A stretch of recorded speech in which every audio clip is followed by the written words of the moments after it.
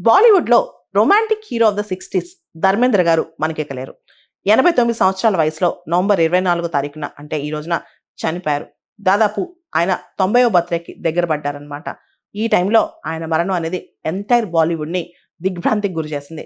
'ధర్మేంద్ర' గారు 8 డిసెంబర్ 1935 పంజాబ్ లూధియానా డిస్ట్రిక్ట్‌లో జన్మించారు. ఆయన మిడిల్ క్లాస్ బ్యాక్‌గ్రౌండ్ నుంచి వచ్చారనమాట. హిందీ ఫిల్మ్ ఇండస్ట్రీలో ఆయన 1950స్, 1960స్‌లో ఎంటర్ అయ్యారనమాట.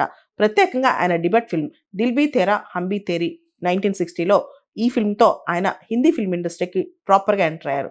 ధర్మేంద్ర గారి యొక్క ఎర్లీ ఫిల్మ్ కెరీర్ తొలి సినిమాలు చూస్తే కనుక ఆయన చాలా సాఫ్ట్‌గా, రొమాంటిక్‌గా చాలా సెన్సిటివ్ రోల్స్ ప్లే చేశారనమాట.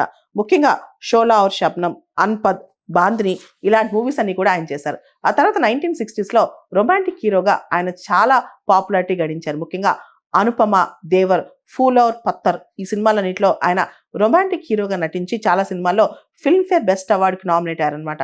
ఆ తర్వాత ప్యారలల్ సినిమా, కమర్షియల్ హిట్స్ రెండింటిని బ్యాలెన్స్ చేసుకుంటూ ముందుకెళ్లారు. ముఖ్యంగా బాలీవుడ్‌లో హీ మ్యాన్ అయ్యారు 1970స్ కల్లా.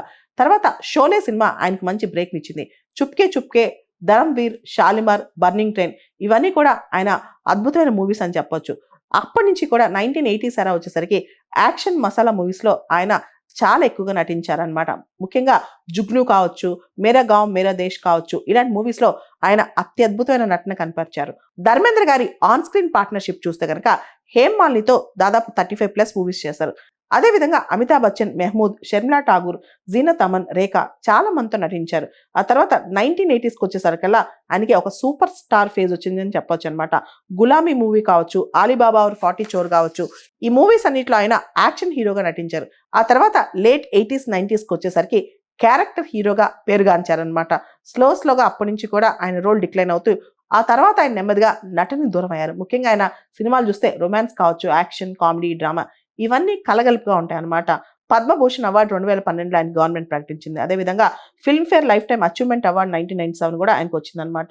ధర్మేంద్ర గారిని ఆల్ టైమ్ గ్రేట్ అని కూడా సినిమా ఇండస్ట్రీలో పిలుస్తుంటారు. ముఖ్యంగా డైరెక్టర్స్, కో స్టార్స్, సినీ లవర్స్ అందరికీ ఆయనంటే చాలా ఇష్టం. ఆయన సినీ ఇండస్ట్రీ ప్రత్యేకంగా బాలీవుడ్ ఇండస్ట్రీకి చేసిన కంట్రిబ్యూషన్‌కి మనం హ్యాట్స్ ఆఫ్ చెప్పొచ్చు.